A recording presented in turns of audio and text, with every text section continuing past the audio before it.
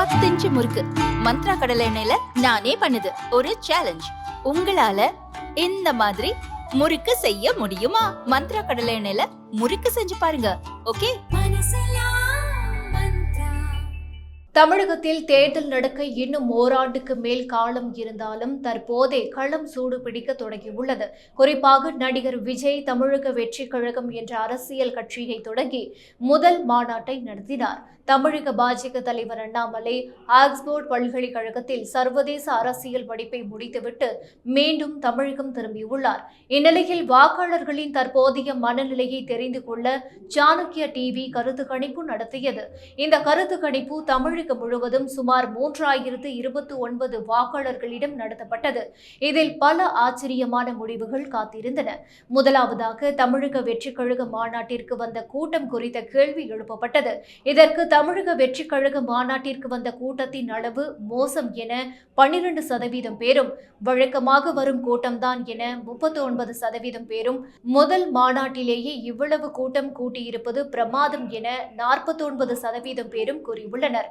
இந்த மாநாட்டில் விஜயின் பேச்சு எப்படி என்ற கேள்விக்கு சரியில்லை என 19% பேரும், அவரது பேச்சு பரவாயில்லை என 43% பேரும், தனது முதல் பேச்சிலேயே விஜய் அசத்தி உள்ளார் என 38% பேரும் வாக்களித்துள்ளனர். பின்னர் தமிழக வெற்றி கழகம் தமிழக அரசியலில் தாக்கத்தை ஏற்படுத்துமா என்ற கேள்வி முன்வைக்கப்பட்டது. இதில் தாங்கள் எதுவும் கூற விரும்பவில்லை என 4% பேரும், தமிழக வெற்றி கழக எந்த தாக்கத்தையும் ஏற்படுத்தாது என 25% பேரும், இப்போது கணிக்க முடியவில்லை என 29% பேரும் தெரிவித்தனர். ஆனால் தமிழக வெற்றி கழகம் நிச்சயம் அரசியலில் தாக்கத்தை ஏற்படுத்தும் என 42% பேரும் கூறியுள்ளனர். விஜய் மாநாட்டில் பேசியதற்கு பின் தமிழக அரசியல் கட்சி தலைவர்கள் ஆதரவும் எதிர்ப்பும் தெரிவித்திருந்தனர். விசிக, நாம் தமிழர் கட்சி ஆகிய கட்சிகள் விஜயை விமர்சித்த நிலையில் அதிமுக மட்டும் பட்டும் படாமல் கருத்தை கூறியிருந்தது. இந்நிலையில் விஜய் யாருடன் கூட்டணி அமைக்க வேண்டும் என்ற கேள்வி வாக்காளர்களிடம் கேட்கப்பட்டது.